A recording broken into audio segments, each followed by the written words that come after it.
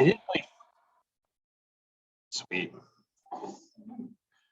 So I didn't really think about this when I was putting this together. We may not be completely off the COVID, so we can't divide up the teams, I guess. Or the ones of you in the room, we can. Those of you who are listening at home, cough, cough, Jeremiah.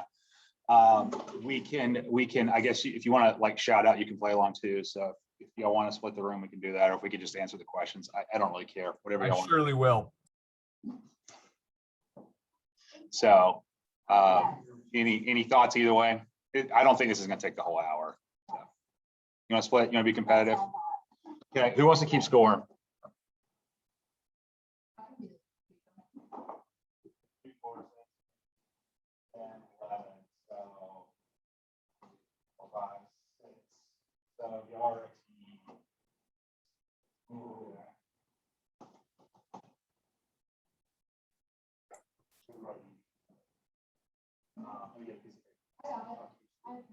Got paper?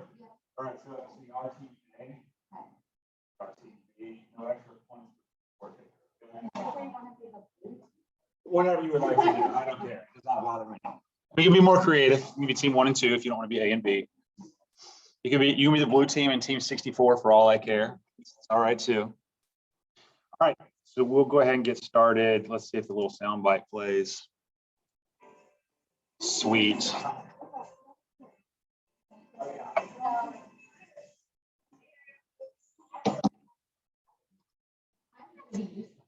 All right, so as usual, Jeopardy goes, we have as seen on an exam, so this is going to be skin findings that are fairly typical in some atypical infants. Call Dr. Marcus or Jones. These are going to be x-rays. You've got what? So these are going to be infectious disease, lub-dub, things to do with the heart, and I don't know. So how about the team on the far side of the room goes first?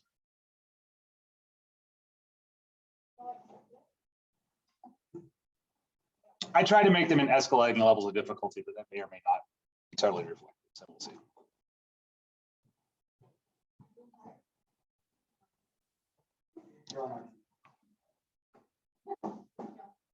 What? As seen on exam for 500. The cell type identified upon microscopic examination of these lesions. Okay. So this is transient neonatal pustular melanosis. You do have neutrophils on right stain with this. Remember, there are 3 phases. Typically, the first phase, you have superficial vesicopustules. Second phase, you have a fine coloretta scale. Oftentimes when babies deliver, you'll most often find them in the second phase with maybe a little bit of third phase findings, which are hyperpigmented brown macules. Sometimes parents freak out about these. Is this a permanent thing? Typically these resolve within a few months. So this is a benign lesion. Okay, you're all down 500 points. Strong start. Team blue, is that what we decided upon? All right, team blue. Okay. 24-hour-old term newborn with conjunctivitis and watery discharge. Maternal history is negative for infections.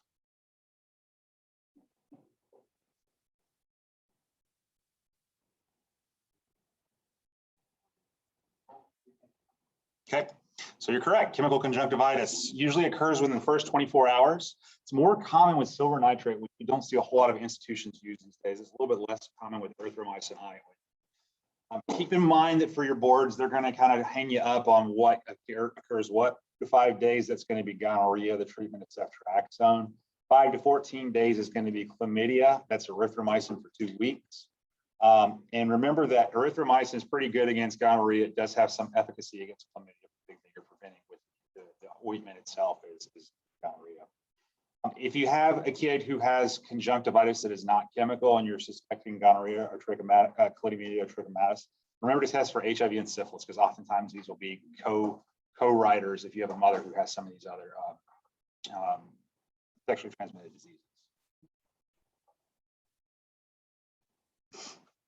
Team far side of the room, unless you came up with a name in the meantime.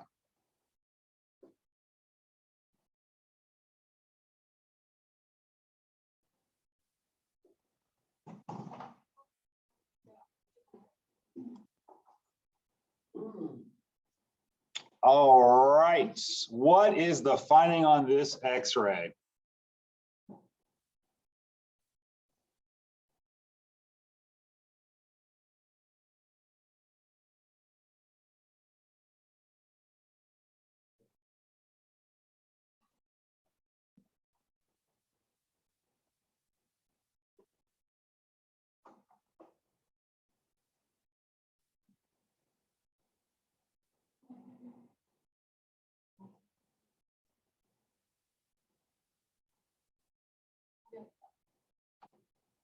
Incorrect.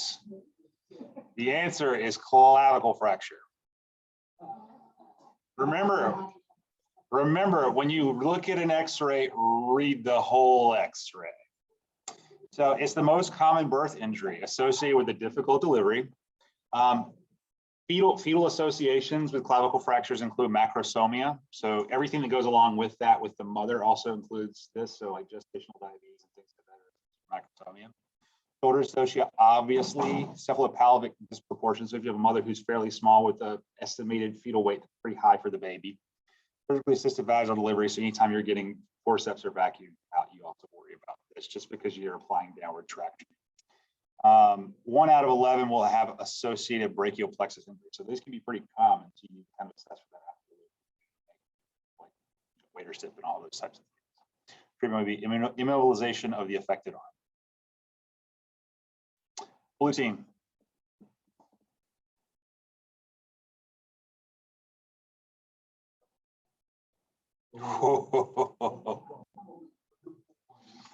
Two-week-old infant is brought to the emergency department because of diarrhea, poor feeding, abdominal distension, and vomiting for the past 3 days. Physical exam reveals a temperature of 39 degrees Celsius, cataracts, hepatomegaly, and jaundice. The infant is exclusively breastfed.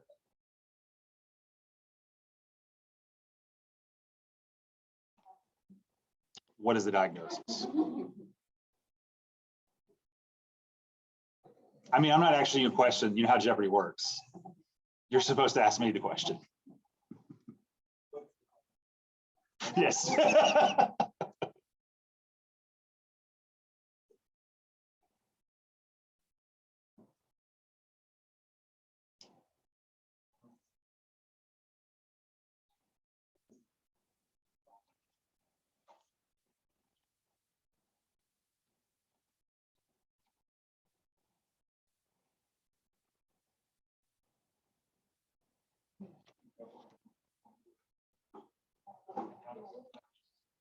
Remember, when you play Jeopardy, when you play Jeopardy or the board, don't assume anything that isn't written down.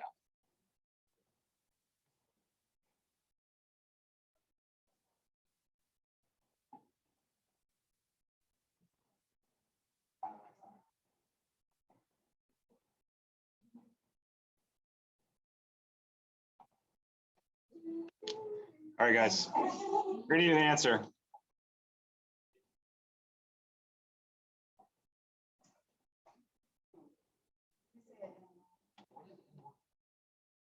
You're gonna have to be way more specific than that.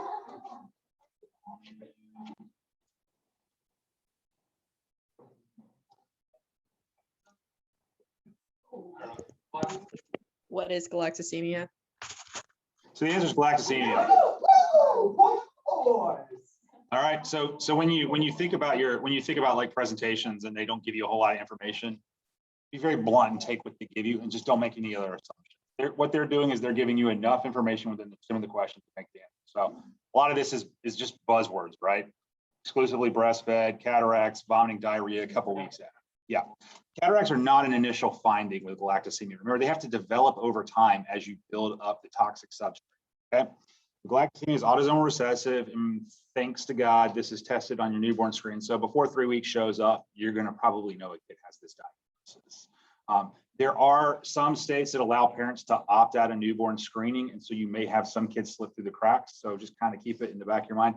And I guarantee you will have galactosemia in some shape or form as a board question, because it's just one of those you're expected to know. I don't know any off the top of my head, but some states will allow families to opt out for religious reasons, just like they allow them to opt out of, you know, all sorts of stuff that doesn't make sense.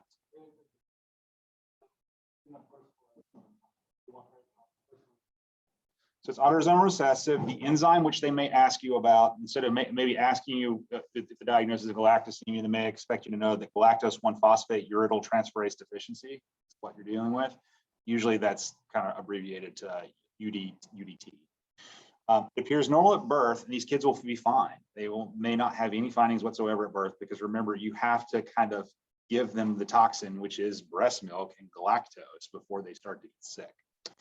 Within a few days or weeks, lose appetite, starts vomiting excessively. Diarrhea, irritability, lethargy, and bacterial infection may also be early signs. Remember, these kids can get infected with like gram-negative. This is a big thing. The treatment is a lactose-free diet. They can have long-term kidney failure, liver failure, and developmental delay. So you want to make this diagnosis pretty quickly so you can kind of give them a diet of avoidance. All right.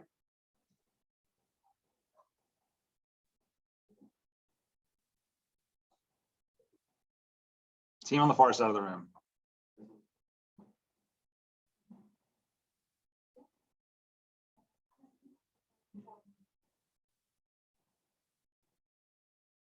What is the diagnosis?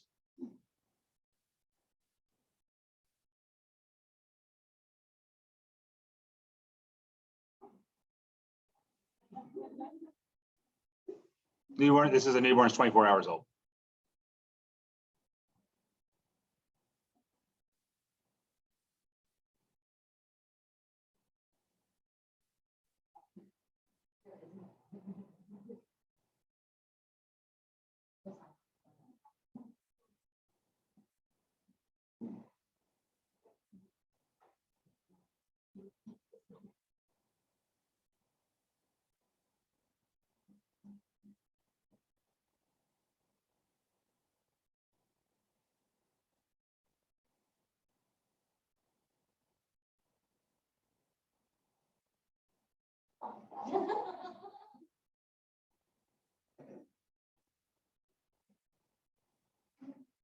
Anybody? Correct. This is ETOX, most common pustular rash in infants. Remember, this is one that's very rarely like present shortly after birth, but usually shows up in about a day or two of life. This is the one that if you do a right stain will show you the symptoms. They may ask you that. Sometimes they get obscure, but usually it's just going to be the rash part of that question.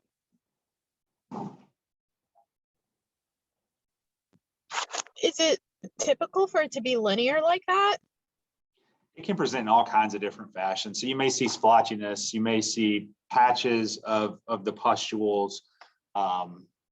This is actually a picture that I got off the internet that I've seen in like 3 or 4 other presentations as well. So it's a fairly common photo. I think that it may just be that the erythema from the lesion kind of extends out like that, and it looks like it has some of the folds of the abdomen that may kind of line up with it.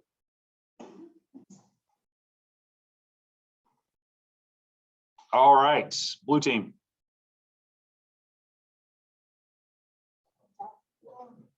Which one? An infant born to a vegan mother who exclusively breastfeeds may be deficient in this vital vitamin.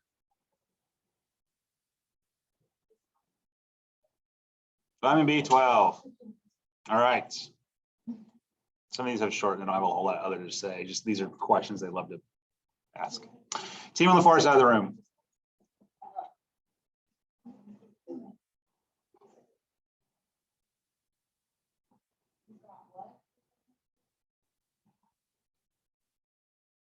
Term newborn, day of life 4, it's already gone home from the hospital, has seizures at home, found to have hepatosplenomegaly, and has this rash. What is the diagnosis?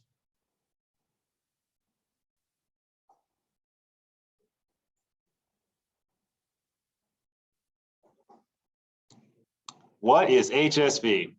So This is another one of those that is pretty awful. So there's 3 patterns. If you'll remember, skin, eyes, and mouth is the most common, where you have superficial infection only.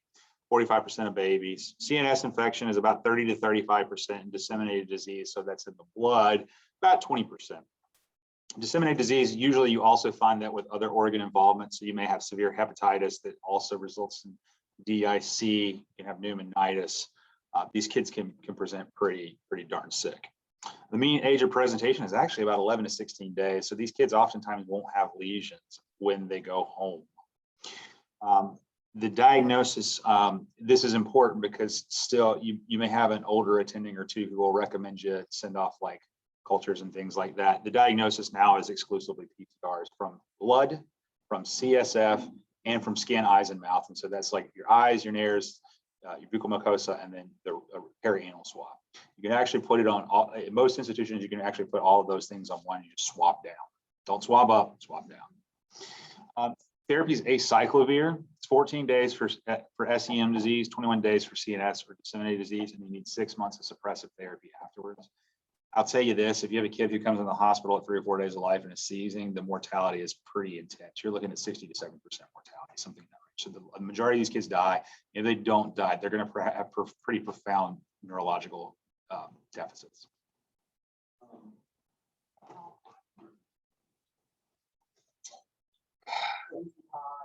I think I don't know that number off the top of my head. I think they're like in the high hundreds.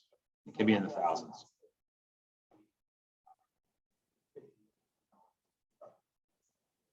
No, I think they're typically in the hundreds.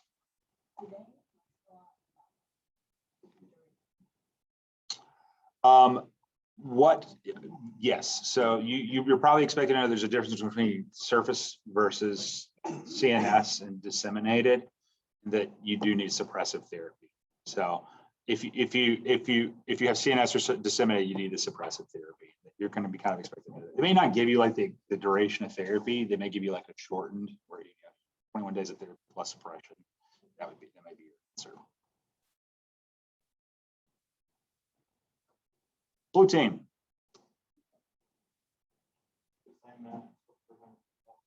Which one? A neonate with a depressed nasal bridge, nail hypoplasia, seizures, stipple bone epiphysis are associated with maternal use of this teratogen.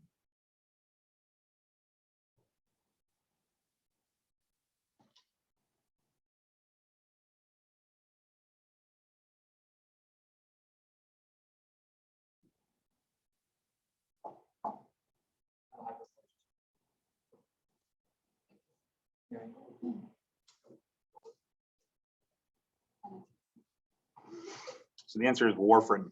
So the two buzzwords there, the stippled epiphyses and the nail hypoplasia. So warfarin toxicity or warfarin teratogen as a teratogen is most responsible for these findings at about 6 to 12 weeks per trimester. Use after that is typically not an issue. So that you have some mothers who are on chronic anticoagulation. Oftentimes, if they find out they're pregnant, they get switched to heparin pretty quickly, and then they can maybe be bridged to something else or even Lovenox. About a quarter of kids who are exposed in the first trimester can have symptoms. Also, associated with low birth weight, seizures, and cognitive disabilities.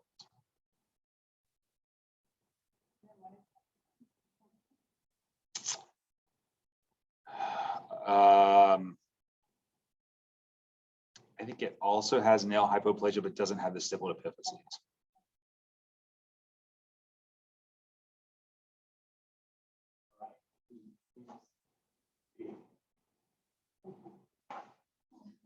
Team on the far side of the room.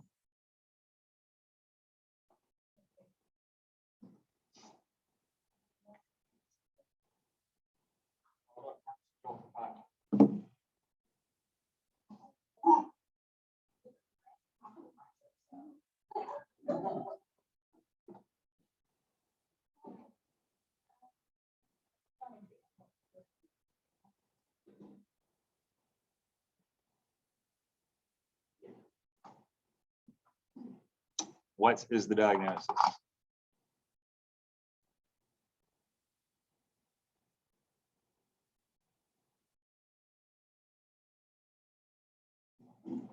I will say this, for your questions on your exam, oftentimes the images on the exam are literally images that just float around on the internet.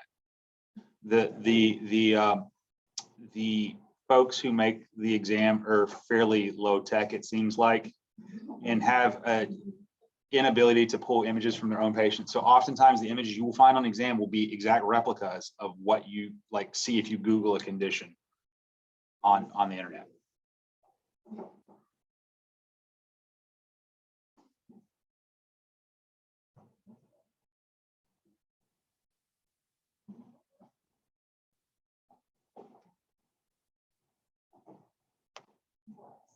Hmm?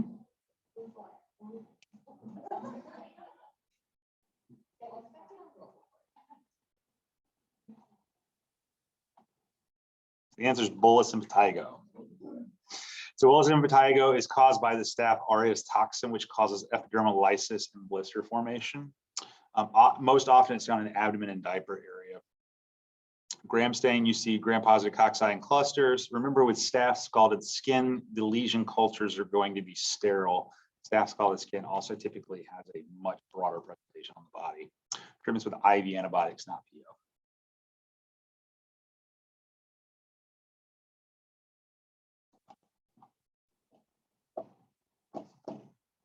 I put skin as a whole category because I suck at skin. I figure most people who aren't dermatologists do too, but they do ask you some of these questions. So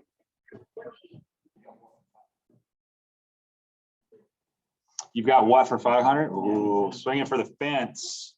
Term newborn IUGR with peeling bullous lesions on the palms and soles, hepatosplenomegaly, rhinitis. These are the lesions you got on the foot and the palms.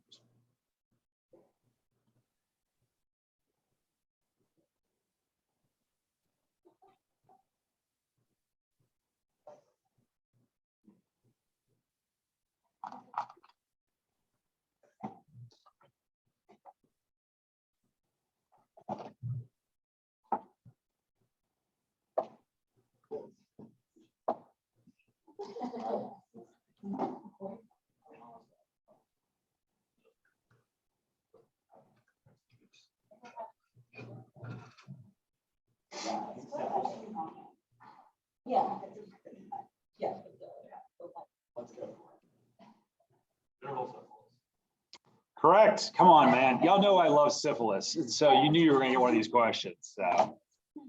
All right. These are actually pictures I took of a patient myself when I was a first year fellow.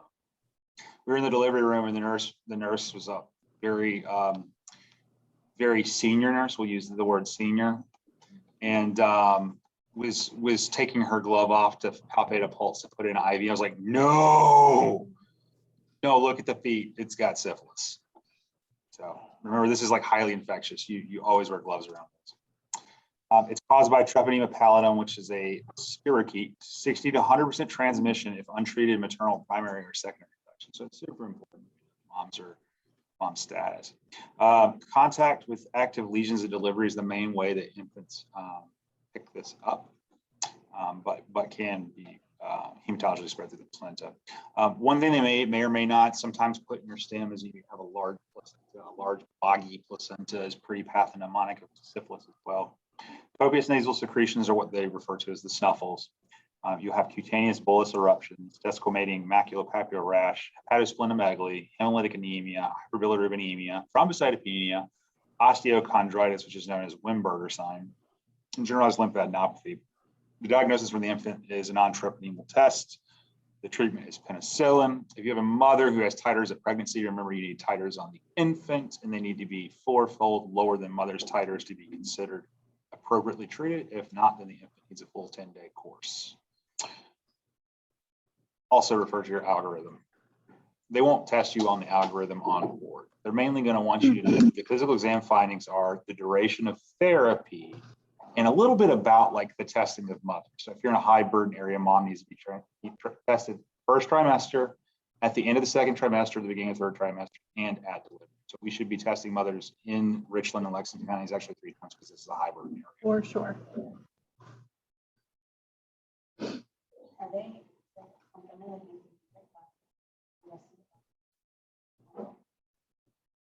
It's typically a hodgepodge. So I've seen kids who have had the lesions and had nothing else. I've seen kids who have had lesions in the bowing of the bones and have rhinitis like within the first 24 hours. So you see the rhinitis as well. So it's kind of admixture of what you see. The skin lesions are in the I would say the skin lesions in the bowing of the bones are two of the more common things that you will see.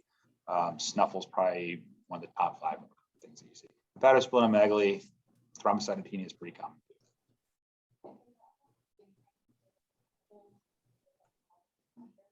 Mm-hmm. So secretions are still contagious. So the lesions are contagious and the secretions are contagious. These are kids that you kind of put in contact until you have. All right, next. Team on the far side of the room.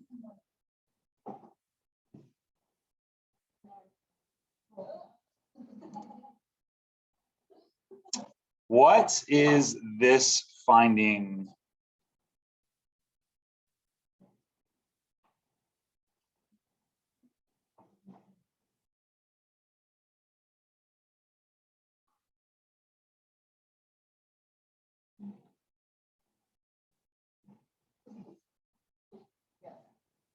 What's the answer? Herpes palsy. All right, so I give you 2 questions on it because it's kind of important. So remember, Herpes palsy is injury to C5 and C6 nerve roots. This is obviously most commonly associated with shoulder dystocias. Many will resolve over time. Oftentimes what you get is a straining of the actual or the stretching of the actual nerve roots. And so oftentimes as they heal, you will see a kid over the course of weeks to months regain use and function of that upper extremity. However, if you do have tearing of the nerve roots, oftentimes you may have incomplete gain of function back to normal, or you may have a complete loss of function. So these kids typically get a little bit of bracing, they get a little bit of PT, OT type stuff to work with them to help them gain function afterwards.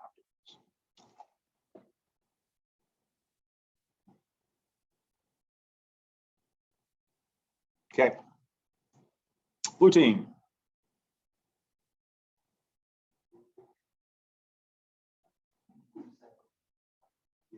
Oh, man, the only category that has had no questions so far. People are afraid of the heart, and you should be. I'm just kidding. Actually, what you need to know for neonatal cardiology is like pretty basic. Of the 5 T's, this is the only congenital cyanotic heart lesion that presents with cyanosis within hours of birth.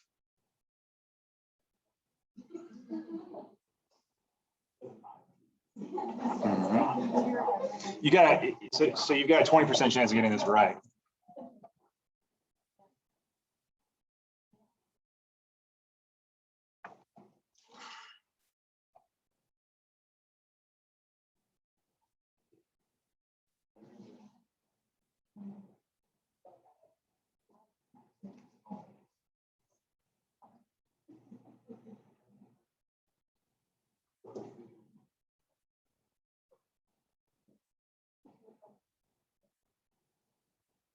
Typically, these babies come out and they just go cyanotic, like pretty much immediately. Hmm? I mean, does anybody ever go cyanotic happily?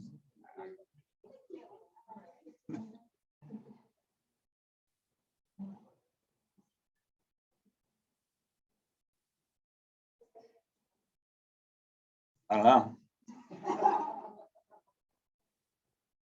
Maybe I haven't given you enough buzzwords for this. I feel like I have given you enough buzzwords for this. The reason why I've given you so little for this STEM is because honestly, the amount of stuff you need to know about cardiology in like a newborn infant, it's pretty small. As far as like what conditions, and so usually most of the conditions you can break down to 1 or 2 buzzwords, and that should be enough to get you the answer for most of your board questions on the congenital heart diagnosis. I don't know. Maybe ask one of the cardiologists to do that for y'all. I could maybe make that up easy enough. All right, we need an answer.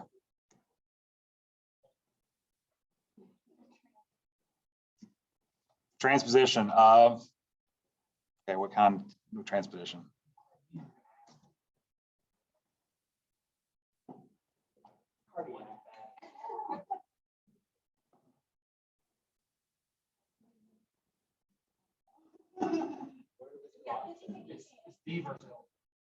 Yeah. Yeah.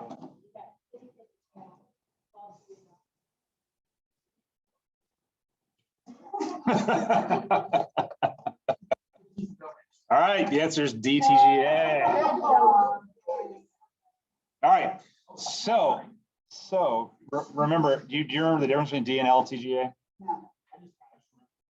So transition, your large vessels are swapped, right? With D-TGA, you still have the right on the right and the left on the left. If you have L-TGA, you switch your ventricles as well, and oftentimes it's associated with the VSD. That's why that is a little bit less severe than the D-TGA, which oftentimes you have an intact ventricular septum where you have a very, very small defect. Typically, these kids are ductal dependent, right? They are ductal dependent as they come. So parallel circulations, right? Your systemic goes to systemic, pulmonary goes to pulmonary. That's the big problem with D-TGA.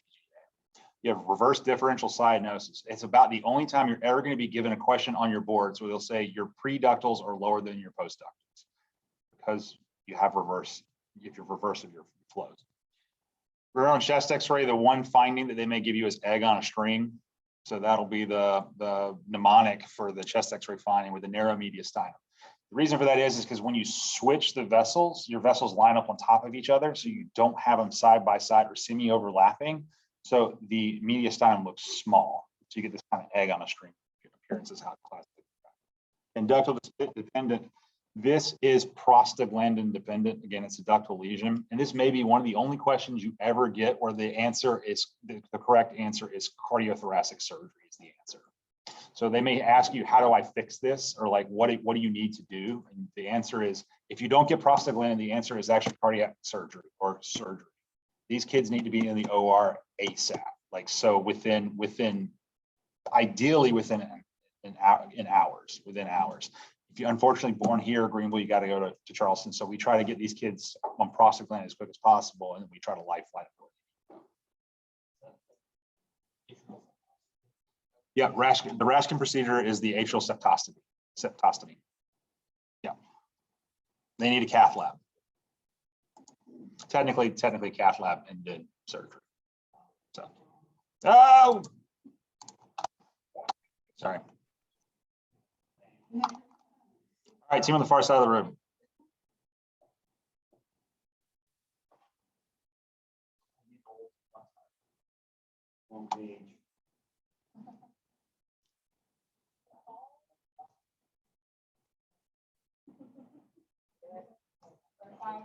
Whew. All right. I am looking for the finding, not the diagnosis on this X-ray. This is actually an X-ray from a kid here. So if you saw it in the unit, you may have the answer.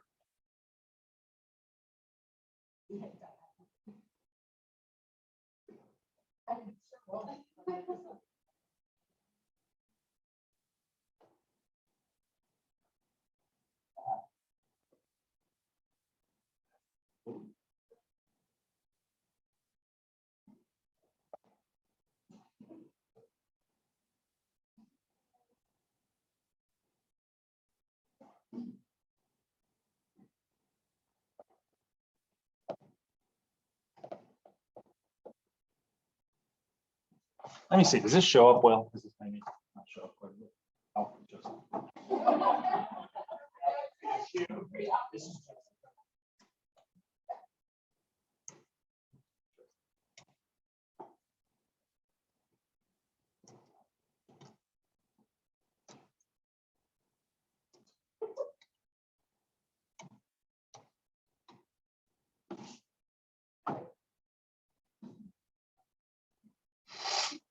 All right.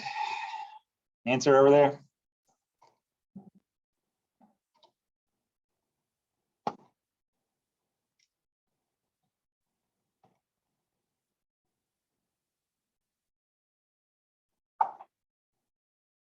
Remember, I want the finding, not the diagnosis, because you can't technically make a diagnosis from this X-ray.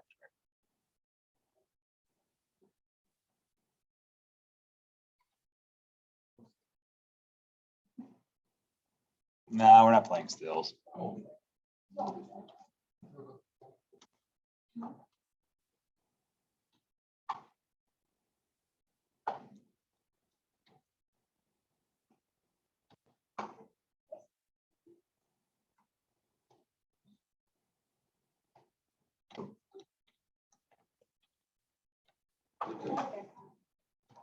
Yeah, I think you had a hazard a guess at this point.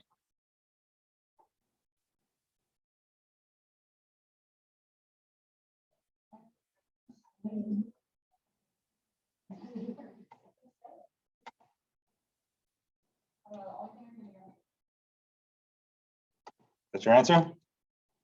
Okay. This is intraperitoneal free air.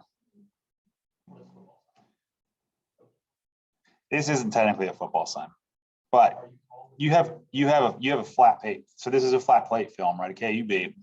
Typically, when we look for free air, we put them in a cubitus position, look for free air over the liver. This is an X-ray where you kind of have this hypoechoic area here that is just pretty pronounced. It almost looks like a heart pattern. So you have your gas down here, your gas bubbles throughout your intestines and your colon. What? Really? Man, bummer. Okay, so I'll come over here to the board. So this right here, all of this is free. So you have a liver over here, and you have your gas and your intestines and your colon. So sometimes you'll have free air that's so you'll see kind of actually and you kind of evaluate, oh wait, this is kind of other areas into your free gas over the liver right here.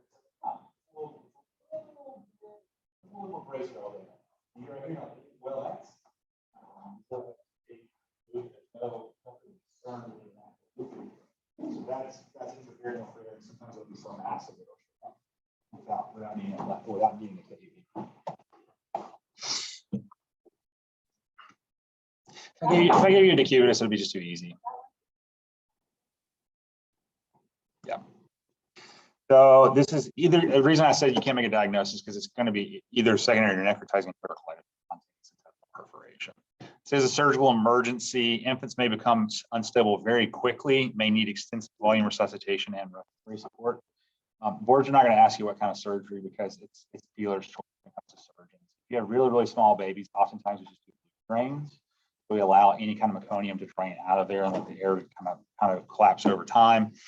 If it's a child that we have a high suspicion for specifically necrotizing enterocolitis, they may go in because if you have dead bowel, you want to get dead bowel out before it makes more dead bowel.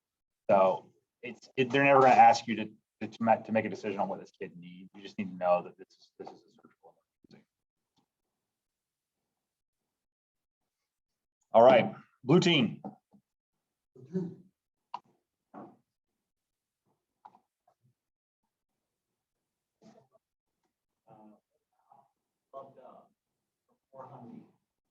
Getting brave. Like it. Term newborn with severe respiratory distress after birth. Cyanosis with pre and post-ductal SATs in the 80s. Decreased systemic perfusion. The child on X-ray has pulmonary edema in a small heart.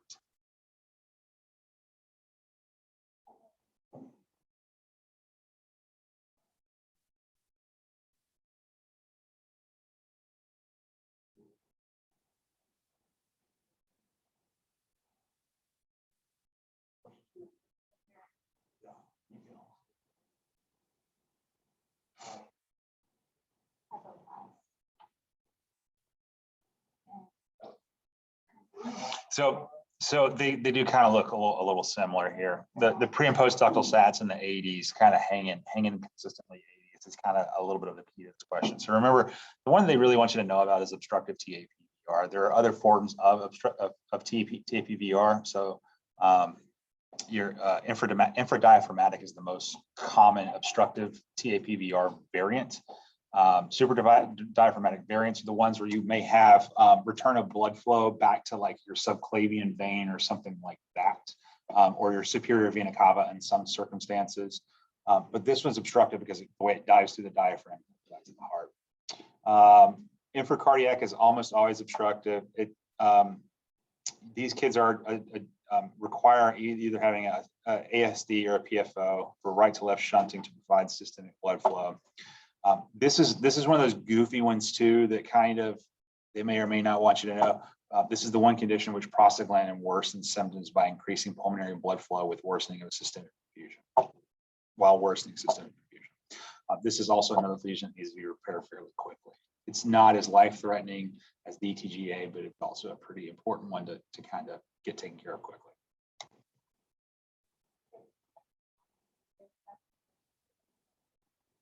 They can present a little bit later, yeah.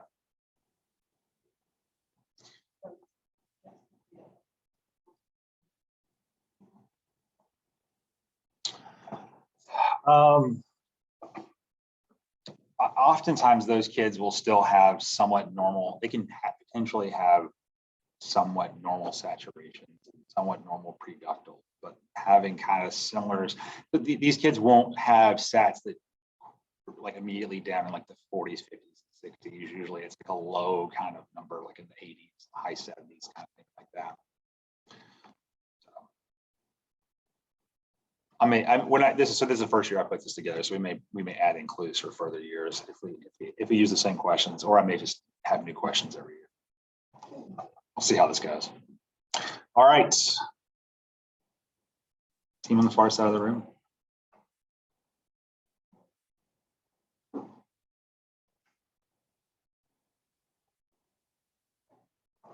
Still a daily double lurking out there too. Ooh, yeah.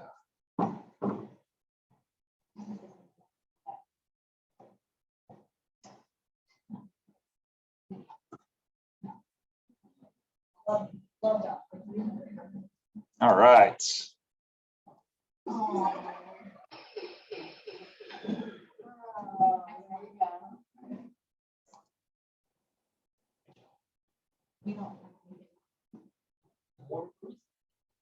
Wait a minute.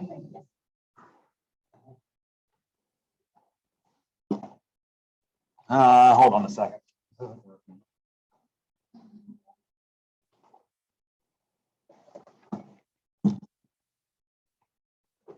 I messed this slide up and not realize it.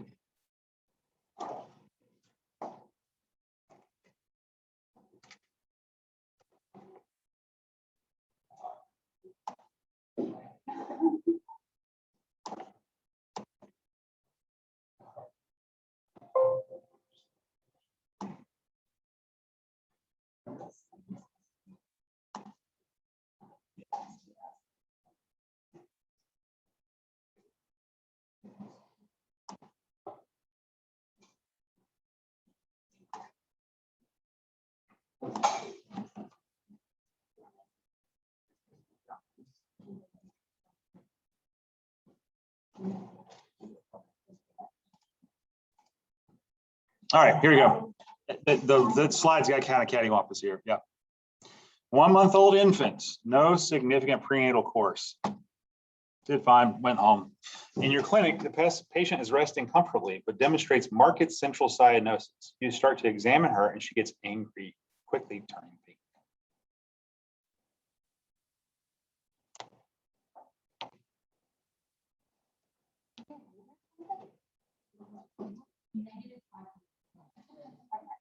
Your negative is positive.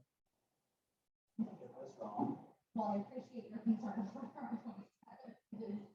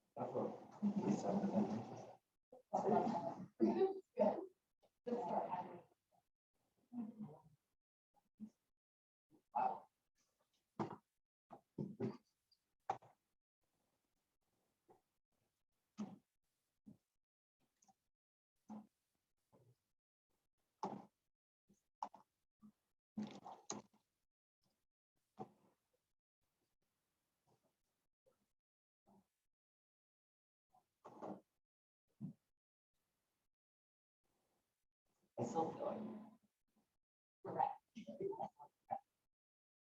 Do we answer? I'm starting to realize this can be kind of a poorly written question. I don't.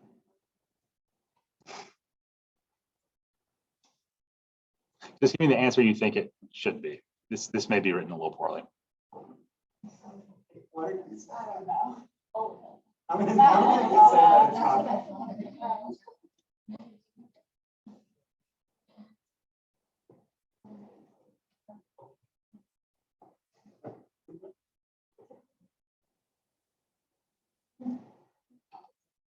A coloboma. Oh, The answer is not syphilis.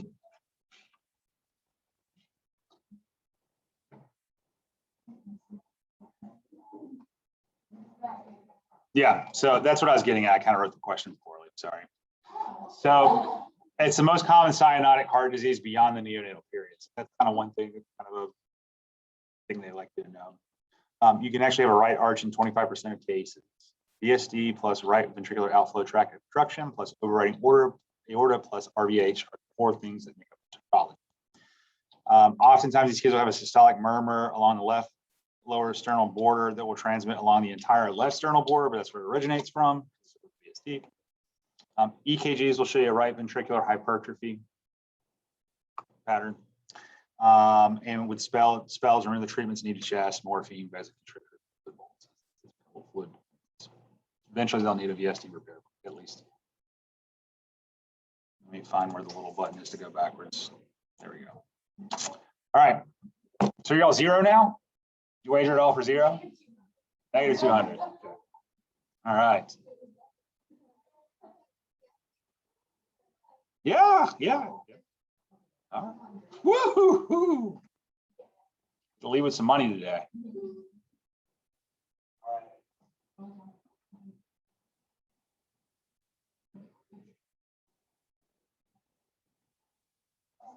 All right. 400. All right. What is the finding in this diagnosis? Or finding in this x-ray, sorry. I'm post-call, I apologize. I realize I may have been saying some dumb things.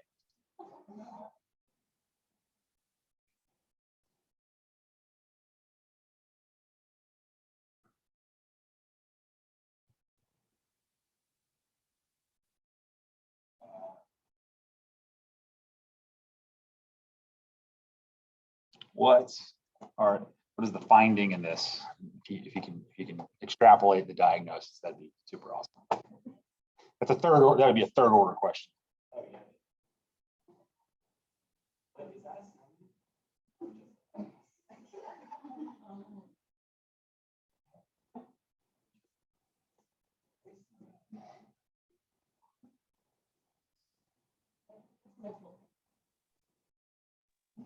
It looks like there's some fused vertebra. Who's that? Hi, it's Ashley. Hey, Ashley, what team are you on? On the blue team. I guess you're on the blue team because you answered, right? Sounds good.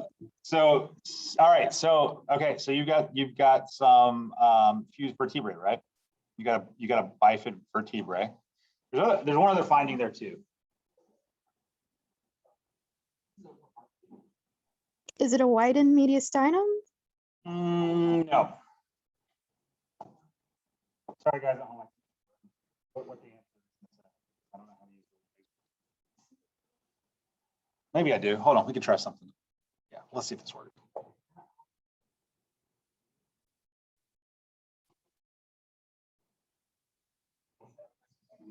All right. Everybody, we done? Okay. So you have a bifid rib right here. Is this showing up on my screen? And you have hemivertebrae. And you have a butterfly vertebrae, and then you have a hemivertebrae right here. And another butterfly vertebrae right here. You might know what that's associated with. VACTERL. VACTERL. It's the VACTERL Association. So that's what we're kind of going for here. That's why I asked you to find the findings, but we're going to talk about VACTERL as part of the answer. So you have, you also, does anybody remember the acronym for VACTERL is? Right there on the screen. Vertebral anomalies, anal atresia, cardiac defects, VSD is the most common, tracheoesophageal fistula, renal anomalies. You can't actually say renal agenesis in some cases. Bilateral renal agenesis, which is real bad. Limb hypoplasia, typically this is just radial. And other findings, sometimes you'll see hydrocephalus, IUGR, ear anomalies. That's where it kind of overlaps with charge, remember, is the ear anomalies, and large fontanelle.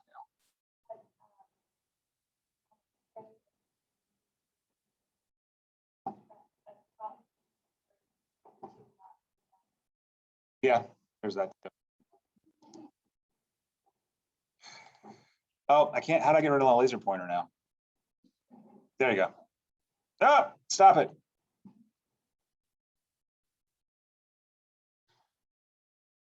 I'm entering into those decades where I don't understand technology anymore. You'll have to bear with me.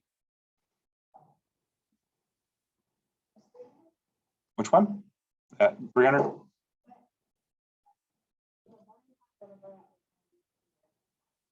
Yeah, I was kind of giving the whole picture. That's why I asked like for the findings and we talked about VACTERL on the next page.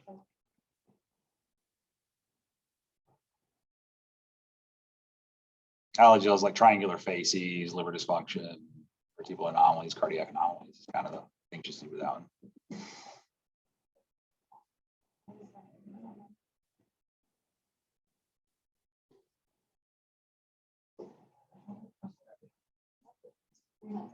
Woo! What's the diagnosis?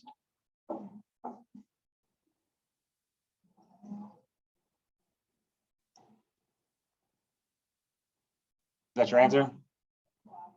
So duodenal atresia, double bubble, right? It's your double bubble. There are some associations. The one that they'll oftentimes associate with, and you actually, if you're fortunate enough, we've had I think 2 or 3 kids in the last 2 years who have had trisomy duodenal. Malrotation, congenital heart disease, esophageal atresia, GU anomalies, and annular pancreas. Failed it's a result of failed recanalization of the intestinal tube during the 8 to 10 weeks of gestation. Fun little fact, you probably don't need to know that. Just throw it out there. Embryology is fun. Polyhydramnios, because you have an intestinal obstruction, polyhydramnios. These kids after birth will have bilious emesis pretty quickly, and abdominal distension. But remember, the rest of the intestines and the colon are they've been recanalized, and so you will have meconium in these kids. You can have patches of meconium. This is treated with surgical repair, and usually it's primary anastomosis. You don't have inflammation associated with this, so usually you can cut out the lesion, put it together within a week. Usually these kids can feed and truck on home. What's that?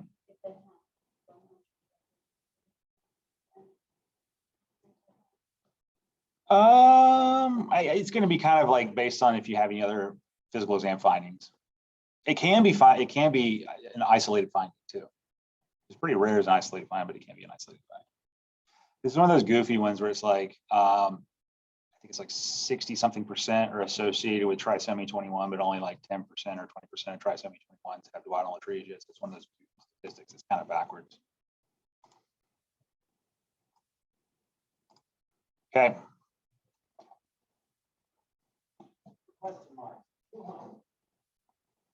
This medication given to pregnant women in close proximity to preterm delivery lowers the risk of RDS.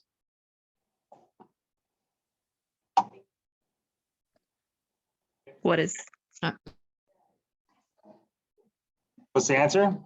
Ashley, you're gonna finish that thought? What is steroids? What type of steroids? There's one specific steroid. It begins with a B. Betamethasone. All right.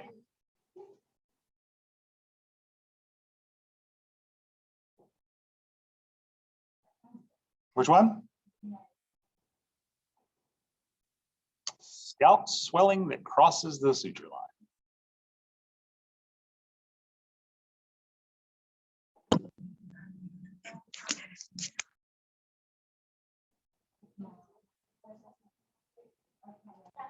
Caput. The Caput succedaneum, I guess. I don't know. I can't ever pronounce that word either. So due to pressure applied to scalp during delivery, this is self-resolving. Remember, a cephalohematoma is confined by the suture lines. Subgaleal hematomas are fluctuant, boggy. These develop after birth. So these may develop 24, 48, 72 hours. Typically, that's the pattern you develop. You can see them pretty quickly after birth. They're not present at birth. It's kind of the key with the subgaleal. Remember, these can extend behind the ears, and these kids can get sick really, really quick. They can consume up to 40% of their hematocrit into subgaleal. So they can require extensive volume resuscitation and get sick, and potentially it can be fatal. So you don't want to miss that one. 5 more to go, 5 minutes. Let's roll. Term infant symmetric IUGR, petechiae, purpura, hepatosplenomegaly, jaundice, and this. CMV. So remember, and we have a patient in the NICU with CMV right now with a blueberry muffin rash. So yay! If you want to come up the stairs and see it, it's like pretty prototypical. 90% of patients are born with congenital CMV actually are asymptomatic. Can be associated with pneumonitis, enteritis, encephalitis, and bone marrow suppression. Chorioretinitis is kind of the eye finding that you see with this one. Sometimes they like to get into the weeds about chorioretinitis versus cataracts. Remember on CSF studies, you have pleocytosis, and then on your head ultrasound, periventricular calcification is part of the buzzword. Sensorineural hearing loss is an issue with these kids, can develop up to 3 years later. You make the diagnosis with urine or saliva PCRs, and the treatment is ganciclovir or valganciclovir. And remember, you can get neutropenic with these therapies. So that's like a third order question that they throw in. And for some other fields that you may use these medications, neutropenia is a side effect of this too.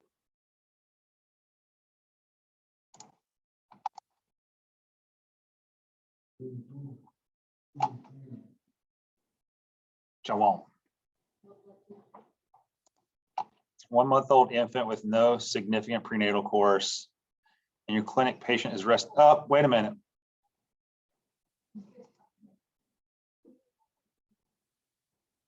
This is supposed to be the question. Okay, sorry, I gotta fix this. During normal newborn exam at 1 day old, a term infant is made to have a heart rate of 220 beats per minute. This is your EKG strip. What is the finding / diagnosis?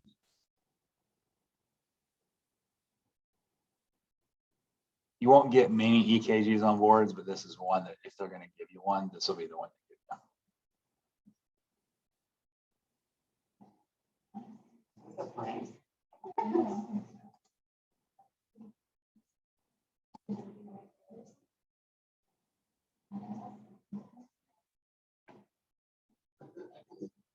All right, got an answer?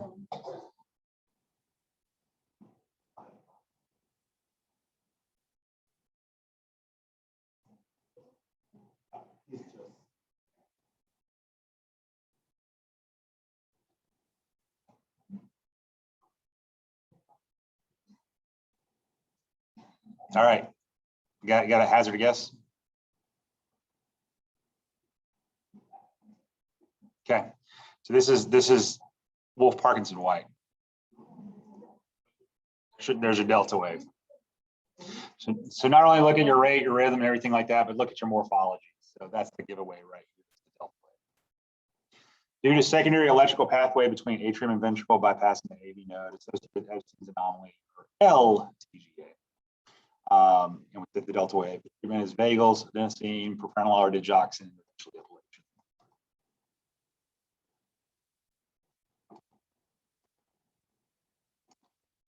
Four more. Lightning round. Drug abuse most commonly associated with placental abruption. Cocaine.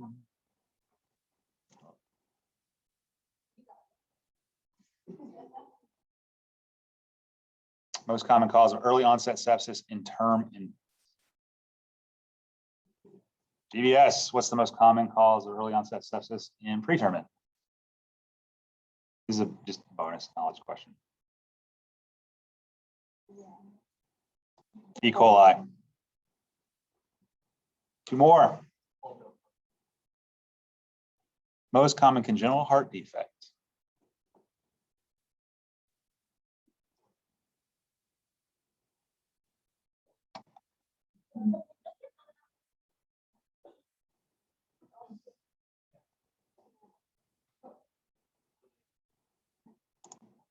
What is VSD?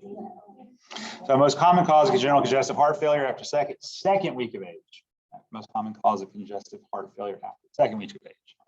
70% are perimembranous, often no murmur in the first few days. Usually it's you have minimal left or right shunting due to increased pulmonary vascular resistance. You have a harsh holosystolic ejection murmur at the left lower sternal border. And on chest X-ray, you may have increased pulmonary vascular murmur. And term newborn, what is the chest X-ray finding? What is the diagnosis? TTN, right? Your fluid in your fissure, right? Oh, fluid in your fissure right here. You have generalized hazy, kind of like sunburst pattern out from the heart. So, retained fetal fluid in the lungs. Primarily, it's in term infants, resolves in about 48 to 72 hours as you diurese. Risk factors include diabetes in the mother, perinatal depression, maternal sedation, and precipitous delivery. Chest X-ray, you'll find hyperinflation, perihilar densities, fluid in the fissures, and possibly pleural effusions. And the treatment of choice is respiratory. All right. Congratulations. To all the third years, in case I don't see you again, congratulations. May you go on to have wonderful careers that are fulfilling and make us all proud.